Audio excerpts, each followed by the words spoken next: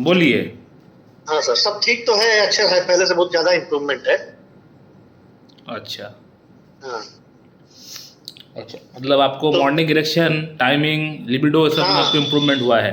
हाँ हाँ, बहुत ज्यादा अच्छा हो गया है।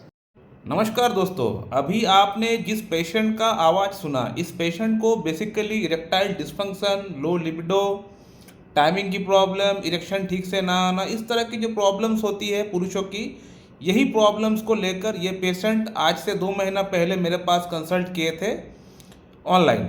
तो इस पेशेंट को मैं थॉरोली केस टेकिंग करके मैं जो दवा का सिलेक्शन किया था वो है फॉस्फोरस। इस पेशेंट को फॉस्फोरस दिया गया था।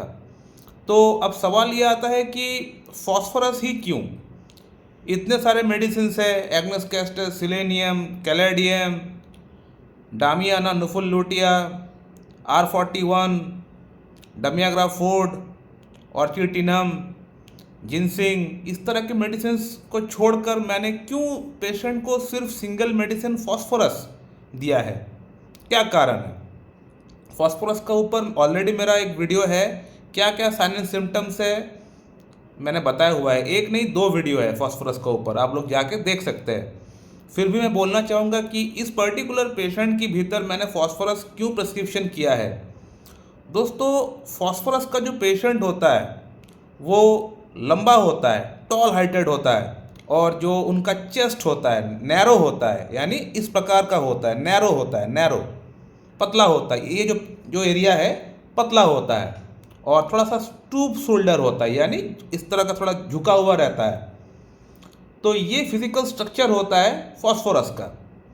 फॉस्फोरस का जो पेशेंट होता है, इन पेशेंट का अंदर इनको ठंड से परेशानी होता है, यानी ठंड की महीना इनको अच्छा नहीं लगता है, लेकिन इनको ठंड खाना पसंद भी है। ठंड से परेशानी भी होता है और इनको ठंड खाना, ठंडा खाना या फिर आइसक्रीम, कोल्ड ड्रिंक्स, ठंडा पानी इनको अच्छा लगता है। हर आधा आधा घंटा, 15-15, 20-20 मिनट में इनको ठंडा पानी पीने का शौक़ है।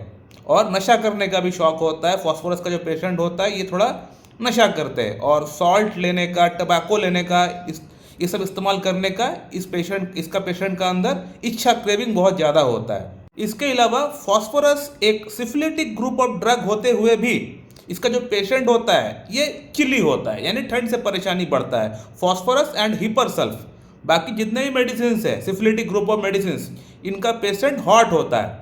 तो फॉस्फोरस का जो पेशेंट होता है, हिपरसल्फ का जो पेशेंट होता है, इनको ठंड से परेशानी होता है।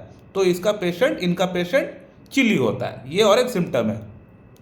फॉस्फोरस का पेशेंट का अंदर कहीं ना कहीं हेमरेजिक टेंडेंसी होता है, कहीं ना कहीं खून कहीं से निकलने का, फ्रेश जो खून होता है वो निकलने का कहीं ना कहीं ये टेंडेंसी रहता है। पेशेंट को पूछना पड़ेगा आपको कि क्या आपको कभी लैट्रिन का वहाँ से खून निकलता था, या फिर कान से, या फिर नाक से, कहीं से भी खून निकलता था, ऐसा कोई हिस्ट्री रहा है कि नहीं, ये आपको पूछना पड़ेगा। तो मैंने पूछा, पेशेंट ने बताया, डॉक्टर साहब जी हाँ, मेरा लैट्रिन से पहले खून निकलता था। इनफैक्ट जो मेरा रेक्टम है वहाँ पे एक काइंड ऑफ सेमी पैरालिसिस आप बोल सकते हो, यानी जब मैं स्टूल पास आउट करता हूँ तो मुझे फील तक नहीं होता है वहाँ पे। ये और एक सिम्टम है। अगर आप लोग केंट रेपर्टरी देखेंगे, जनरलिटीज़ में आप लोगों को मैं दिखा देता हूँ। ये रहा केंट रेपर्टरी का जनरलिटीज़ चैप्टर, आप लोग देख सकते हैं। यहाँ पे लिखा हुआ है कि semi paralysis in the rectum, यहाँ पे फॉस्फोरस दवा है कि नहीं आप लोग देख सकते हैं। तो ये सिम्टम मेरा पेशेंट के साथ मैच हुआ।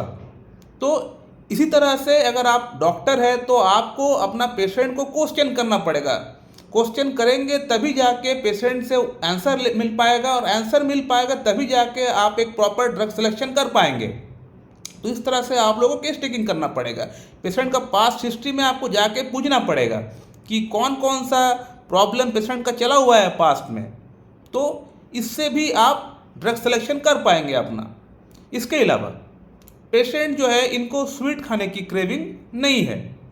फॉस्फोरस का जो पेशेंट होता है, कॉस्टिकम का जो पेशेंट होता है, ग्राफाइटिस का जो पेशेंट होता है, इनमें स्वीट की क्रेविंग बहुत ज़्यादा नहीं रहता है।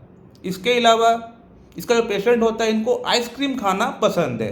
एक तो चिली पेशेंट है और इनको आइसक्रीम खाना, कोल्ड ड्रिंक्स पीना पसंद है। ये और एक सिम्टम है। इसके अलावा नॉइज़ से इनको परेशानी होता है, शोर शराबा से इनको प्रॉब्लम होता है। बहुत ज़्यादा शोर शराबा वाले एरिया में जाने से इनको दिक्कत होता है, परेशानी होता है, अच्छा नहीं लगता है। कई बार तो पेशेंट को चक्कर जैसा फील होना स्टार्ट हो जाता है। तो ये फॉस्फोरस का सिम्टम है। लाउड नॉइज से, अगर थंडरस्टॉर्म अगर होता है बाहर, तो वो नॉइज सुनने से कई बार इनको मन में डर बैठ जाता है, डर लगता है और हार्ट बीट कहीं ना कहीं फास्ट हो जाता है कई बार। तो ये जो सिम्टम है ये फॉस्फोरस का सिम्टम है, मेडोरेंडम में भी पाया जाता है ये सिम्टम। इसके अलावा फॉस्फोरस एक सिफिलिटिक ग्रुप ऑफ मेडिसिन है। तो सिफिलिटिक ग्रुप ऑफ मेडिसिन होने के लिए जो जो सिम्टम्स रहता है, जैसे कि लार निकलना, पसीने में दुर्गंध, स्टूल में दुर्गंध, ये सब सिम्टम भी पेशेंट का अंदर पाया गया है। और पैर का तलवे में इनको जलन होता है, ये और एक सिम्टम है, ठीक है ना।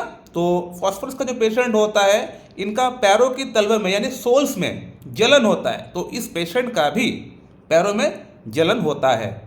तो ये सभी सिम्टम्स को देखते हुए पेशेंट को मैं फॉस्फोरस प्रिस्क्रिप्शन किया था आज से 2 महीना पहले, फॉस्फोरस 0/1, 2, 3, 4। और फॉस्फोरस से आप देख सकते हैं कि पेशेंट को काफ़ी अच्छा इम्प्रूवमेंट हो चुका है। पेशेंट ने सिर्फ अपना यौन समस्या के बारे में बताया, लेकिन बाकी एस्पेक्ट में भी इनको अच्छा खासा इम्प्रूवमेंट इनको हो चुका था, पेशेंट ने मुझे बताया भी। इसके अलावा और एक प्रॉब्लम भी पेशेंट का अंदर था, वो ये था कि जो भी खाना खाता है तो इनका खाना रिगर्जिटेशन हो जाता है, यानी जो भी खाना खाता है वो फिर से बाहर निकल जाता है, एसोफेगस से होते हुए, फूड पाइप से होते हुए बाहर निकल जाता है। और ये सोने से, अगर खाना खा के तुरंत सो जाता है तब ये प्रॉब्लम कहीं ना कहीं और बढ़ जाता है। तो आप लोग देख सकते हैं फॉस्फोरस का जो पेशेंट होता है, फॉस्फोरस जो मेडिसिन है, ये सोने से प्रॉब्लम बढ़ जाता है। ये आप लोग देख सकते हैं केंट रिपर्टरी में क्या लिखा हुआ है, लाइंग एग्रावेशन, सोने से प्रॉब्लम बढ़ता है, वहाँ पे फॉस्फोरस है कि नहीं आप लोग देख सकते हैं। सेकेंडली, फूड रिगर्जिटेशन, यानी जो खाना खाया वो बाहर फिर से निकल गया। तो ये जो प्रॉब्लम है यहाँ पे भी फॉस्फोरस दिया हुआ है कि नहीं आप लोग देख सकते हैं। तो इन सभी प्रॉब्लम्स का भीतर इस पेशेंट का अंदर सिंगल मेडिसिन फॉस्फोरस से इम्प्रूवमेंट हो चुका है। ऐसा नहीं कि इस पर्टिकुलर प्रॉब्लम के लिए एक मेडिसिन, उस पर्टिकुलर प्रॉब्लम के लिए वो मेडिसिन, ऐसा नहीं।